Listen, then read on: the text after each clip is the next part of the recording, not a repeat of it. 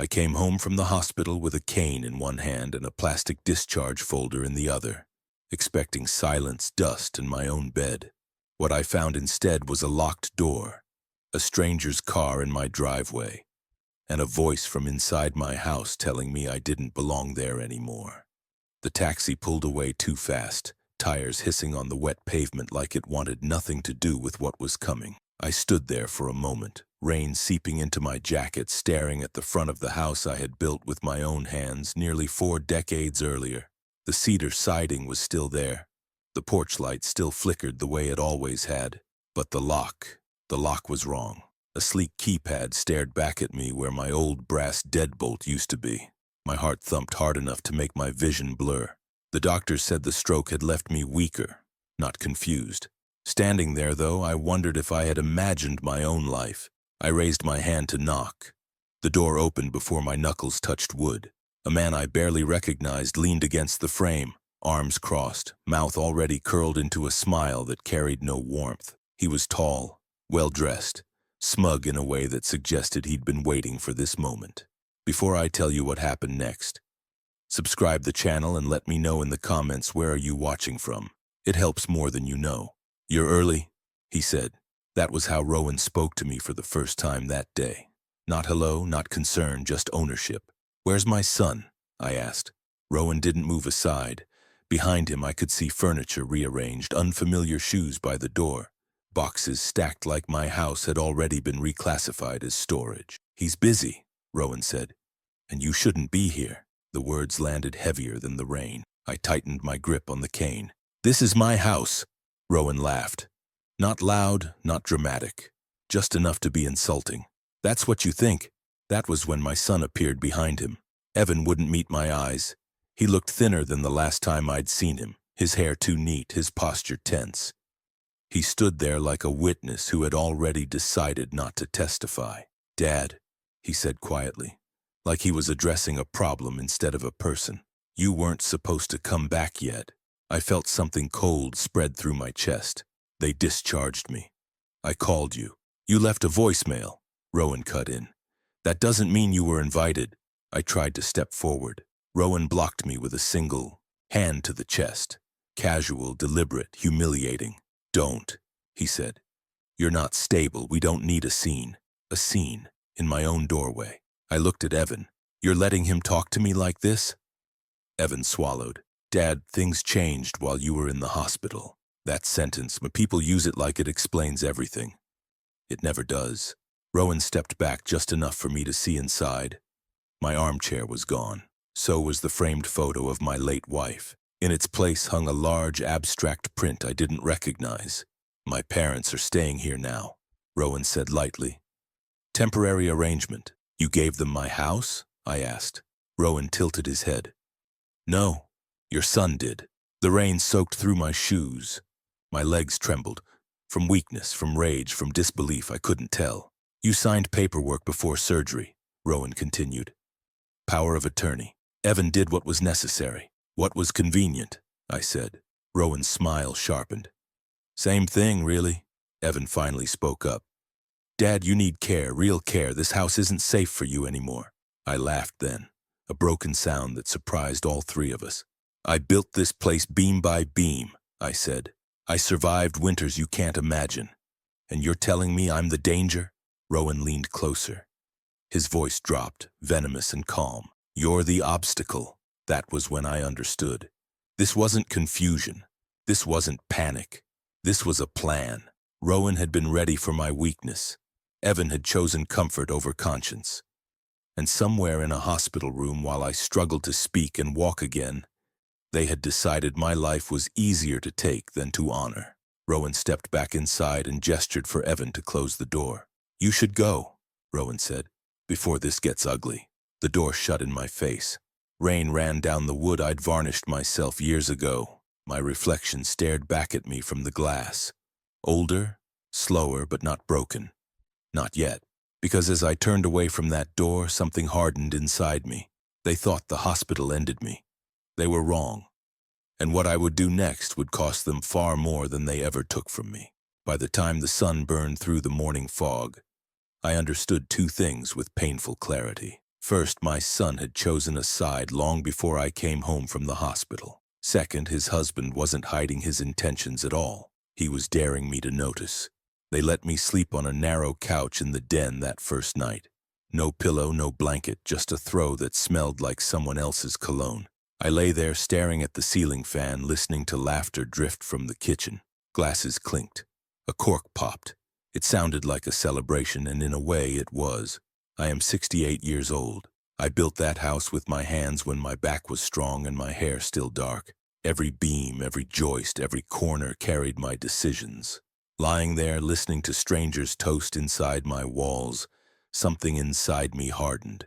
At dawn, I pushed myself up and went looking for coffee. The kitchen had been rearranged. My tools drawer was gone. The cast iron pan my wife and I seasoned together sat in the sink, soaking, rust blooming along the edge. At the island stood my son's husband, barefoot, silk robe cinched loose, scrolling his phone like the place belonged to him. He didn't look up when I entered. "You're early," he said finally, in a tone that made it clear I was an inconvenience, not a guest. "I live here," I replied. That earned me a smile. Thin, sharp, practiced. "Not anymore," he said lightly. But I admire the confidence. My son appeared behind him, already dressed, already distant. He avoided my eyes the way a man avoids a mirror he doesn't like. "We need to talk," my son said. His husband waved him off. "Later. Let him eat first. He looks frail." Frail. Like I was furniture that might crack if handled roughly. I poured myself coffee anyway. It tasted wrong. Cheaper beans. Someone had replaced my brand. "You should be careful with caffeine," his husband said. "After what you went through." "What I went through," I repeated. "A stroke doesn't make a man stupid." That finally made him turn. He leaned back against the counter, arms crossed, studying me the way a buyer studies a house before tearing it down. "No," he said, "but it does make things flexible." My son shifted uncomfortably. "He's just worried, Dad." "No," I said, "he's not." His husband stepped closer, lowering his voice, savoring the moment. "Let's be honest. You were alone. You were vulnerable. This place was an asset just sitting here. Families like mine don't let opportunities rot. Families like mine." That was the first time he said it. Not our family. His. By noon, a moving truck pulled into the driveway. I watched from the window as men unloaded boxes and furniture. Artwork I had never seen. Rugs that clashed with the wood floors my wife loved. My son stood with them, signing papers, nodding like a junior partner trying to impress the senior one. I walked outside. "What's all this?" I asked. "Renovations," his husband said cheerfully. "Light ones, to make it livable." "Livable?" I snapped. "It has been livable for decades." "For you," he replied. "Standards change." That afternoon, they replaced the lock on my workshop. The code didn't work for me, only for them. By evening, I found a printed schedule on the fridge. Meal times, medication reminders, a section labeled supervision. I tore it down. My son saw it in the trash and said nothing. That silence hurt more than the words. Later, when the house settled into night, his husband cornered me in the hallway. "No audience this time. No smile. You're not winning this," he said quietly. "So save your strength." "I'm not trying to win," I said. "I'm trying to survive my own son." He stepped closer. "Then cooperate, or things get unpleasant." I looked him in the eye. "They already are." He laughed, soft, confident. The laugh of a man who believes the paperwork has already decided everything. That night, I didn't sleep on the couch. I went to the study instead, the one room they hadn't touched yet. I opened the old filing cabinet, the one they thought was full of tax junk and manuals. Inside was the folder I hadn't told anyone about, the one my wife insisted I keep updated. I ran my fingers over the tab and felt something steady return to my chest. They thought this was a takeover. They thought I was finished. But I had built more than a house in my life, and before this was over, they were going to learn the difference between possession and ownership. If you think this was where it ended, you don't yet know what I found in that cabinet, or why it made their confidence collapse overnight. They brought me to the courthouse in the middle of the week, when the hallways were busiest and the benches were full. I understood the strategy immediately. Noise, witnesses, pressure. They wanted me disoriented, embarrassed, already half defeated before a judge ever spoke my name. I walked in with a cane I did not need but carried anyway. At 68, people underestimate you faster when you lean into the image they expect. My knees were fine. My mind was sharper than it had been in years. Across the hallway, my son stood with his husband and his husband's parents. They looked comfortable, too comfortable, like people who had already rearranged the furniture in someone else's life. My son avoided my eyes. His husband did not. If anything, he leaned forward when he saw me, lips curling slightly like this was entertainment he had paid for. "You look better," he said, loud enough for people nearby to hear. Facilities do wonders when someone finally accepts they need help. I did not answer. That bothered him. We sat on opposite sides of the courtroom. I felt the weight of it then. Not fear, not sadness, but clarity. This was not about concern, it never had been. This was about acquisition. The judge was a woman with steel gray hair and eyes that missed nothing. She read the file in silence for a long time, too long for the other side's comfort. I could see the husband's father shifting, whispering. The husband himself kept glancing at his watch. Finally, the judge looked up. "Mr. Calder," she said to me, "you are here because a petition has been filed asserting you are no longer capable of independent decision-making. Is that correct?" "Yes," I said evenly. "And you dispute that?" "I do." She nodded and turned to them. The husband stood before anyone else could. Not my son. Him. "Your Honor," he said smoothly, "this is not about disrespect, it's about safety. My father-in-law suffered a medical episode. He is confused, volatile. He doesn't remember signing documents. We are simply stepping in before irreversible harm is done." "Volatile," the judge repeated, eyes narrowing slightly. "In what way?" "He becomes emotional," the husband said. "Fixated. He accuses people. He believes things that are demonstrably untrue." "Such as?" "That his house was taken from him," the husband said, spreading his hands. "It was legally transferred. He signed the power of attorney. He just doesn't remember." The judge looked back at me. "Do you remember signing a power of attorney?" "I remember signing a medical directive," I said. "One that very clearly restricted financial authority." The husband scoffed. Actually scoffed. Out loud. "That is not what the document says," he replied quickly. "That depends which document you're holding," I said. That was the moment the room shifted. The judge leaned back. "Mr. Calder," she said, "do you have counsel?" "Yes," I replied, "and evidence." My attorney rose. Calm, unhurried. She placed a thin folder on the bench. Inside were copies, original filings, time-stamped, notarized. A second power of attorney had been created while I was sedated, signed with a signature that looked like mine but wasn't, filed with a witness who did not exist. The husband's face tightened. The judge studied the papers in silence. "This is concerning," she said. "It's a forgery," my attorney replied. The husband leaned forward again, voice sharper now. "That's a serious accusation. So is institutionalizing someone to strip assets," the judge said coolly. My son finally spoke. "He didn't mean—" The judge raised a hand. "I didn't ask you yet." She turned back to me. "Mr. Calder," she said, "have you been denied access to your property?" "Yes." "Your accounts?" "Yes." "Your communication?"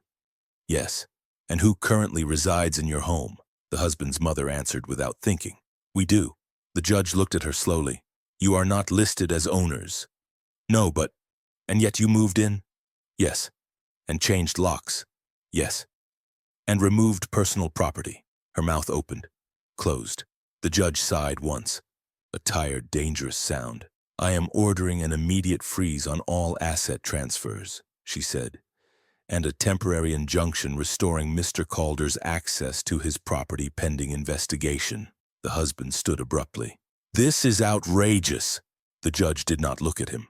"Sit down." He did not. That was his mistake. "You don't understand what you're doing," he snapped. "That house was promised." Promised. The word hung in the air like smoke. The judge finally looked directly at him. Promised by whom? He hesitated. "Not my son. Not me." The silence answered for him. Court adjourned 10 minutes later. As we stood, my son tried to speak to me. I did not stop. I walked past him, past his husband, past the family that had already spent my future. But as I reached the door, the husband leaned close and whispered, low and sharp, "This isn't over. You don't win by being old." I turned to him then. "Just once." "No," I said quietly. "You lose by being greedy." Outside, the air felt cleaner, lighter. But I knew better. They hadn't backed down. They'd only been exposed. And people like that never retreat without trying something worse next. Because now I wasn't just an obstacle, I was a threat. And the next move they made wouldn't be legal, it would be personal. By the time dawn broke over the river, I had already made my decision. I am 68 years old. I have survived a busted spine, a heart scare, and the slow, humiliating erosion of being talked over by people half my age. I was not about to survive being erased. The night after the lockout, I did not sleep. I sat at the kitchen table of a borrowed apartment 2 floors above a bakery that smelled like yeast and sugar, listening to delivery trucks hiss to a stop in the alley. My hands shook, not from fear, but from clarity. Every insult replayed in my head with surgical precision. The husband's smirk, the way he stood between me and my own front door like a bouncer, the way my son stared at the driveway instead of my face. They thought weakness came with age. They were wrong. I started with paper. The house on Alder Bend was not just a home. It was a structure I had built with my own hands, yes, but more importantly, it was a legal knot no one else fully understood. I kept copies of everything: deeds, permits, addendums, amendments, old zoning approvals from when the neighborhood was still dirt and ambition. I had learned early in life that memory fades, but ink does not. By mid-morning, I was at a public records office 2 counties away because I did not trust anyone local not to recognize my name. The clerk was bored, chewing gum and scrolling her phone. She slid a stack of documents across the counter without looking up. That was when I saw it. The transfer was real. My signature was there, or something that looked like it, but the date was wrong. I had been unconscious that day. Monitors, tubes, consent forms signed with an X because my right hand would not work. I remembered the doctor's voice, calm and clinical, telling me I would not be making decisions for a while. The transfer had gone through anyway. That was not just betrayal. That was a crime. I took copies and left without speaking. The next stop was a small office above a travel agency with faded posters of beaches I would never visit. The lawyer inside was not young or charming. He had a crooked tie and eyes that did not blink much. He listened without interrupting while I told him everything, including the husband's threats and the way my son had gone quiet whenever the husband spoke. When I finished, he leaned back and steepled his fingers. "Your son didn't orchestrate this," he said slowly, "but he didn't stop it either." I nodded. That truth hurt worse than anything else. "The husband?" I asked. The lawyer's mouth thinned. "He saw opportunity. You were incapacitated. Your son had access, and someone coached him." Coached. Not loved, not persuaded, coached. That afternoon I received a message I had been expecting. The husband, no greeting, no pretense. "Stop digging, you signed it. Walk away while you still can." I stared at the screen, feeling something cold and focused settle into my chest. I typed back only 4 words. "You do not scare me." The response came instantly. "You should be scared." That night I went back to Alder Bend. Not to confront them. Not yet. I parked 2 streets over and walked the rest of the way with my collar up and my hands in my pockets. The lights were on. Laughter spilled out through open windows. Music I did not recognize. New people. New voices. They were celebrating. I circled the property slowly, counting steps, noting changes. A new security camera angled toward the driveway. Fresh gravel where my old oak bench used to be. Curtains replaced. Locks upgraded. But they had missed something. Behind the garage, under the siding where I had once hidden spare wiring during a remodel, was a narrow access panel no one ever noticed because it blended into shadow. It was still there. Inside was a weather-sealed metal tube. Inside that tube were documents I had never told anyone about. Not my son. Not my late wife. Not even the bank. Because some men plan for storms long before clouds appear. I took the tube and left without being seen. Back in the borrowed apartment, I laid the papers out one by one. Trust clauses. A contingency letter. A notarized statement dated years earlier, written in my own hand, anticipating exactly this kind of moment. I had hoped I would never need them.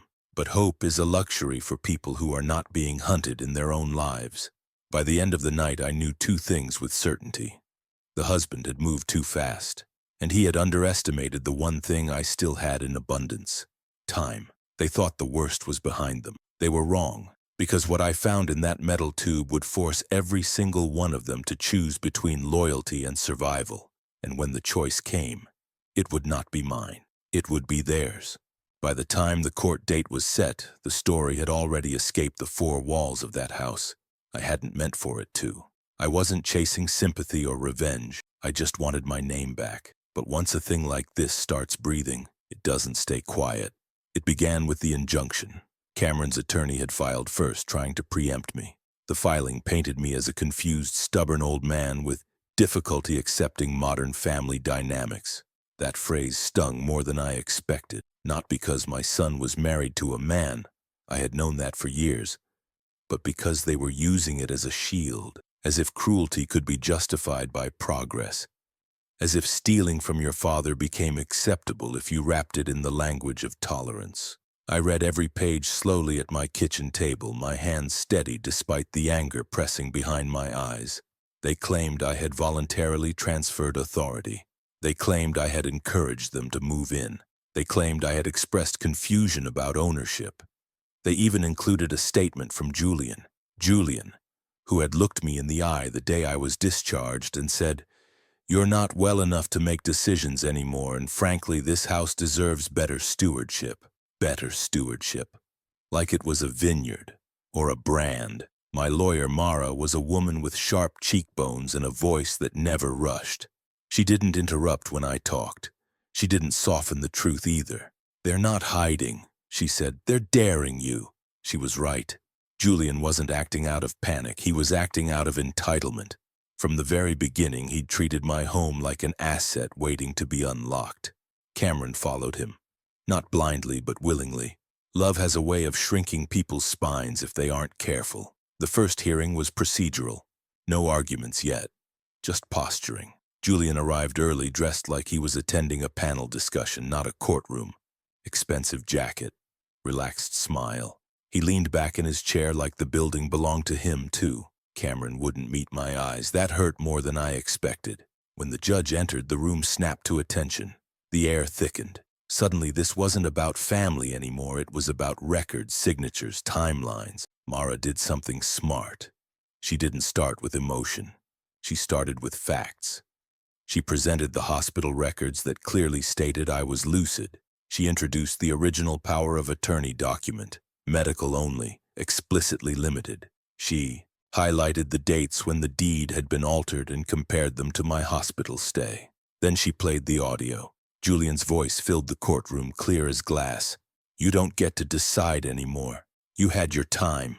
A ripple moved through the gallery. Julian's smile vanished. The judge's eyes narrowed, not in anger but in focus. The kind of look that meant someone had just crossed from clever into careless. Julian's attorney objected. Too late. The recording had been lawfully obtained. The chain of custody was clean. Then came the witness statement from the real estate clerk Julian had pressured. Then the text messages.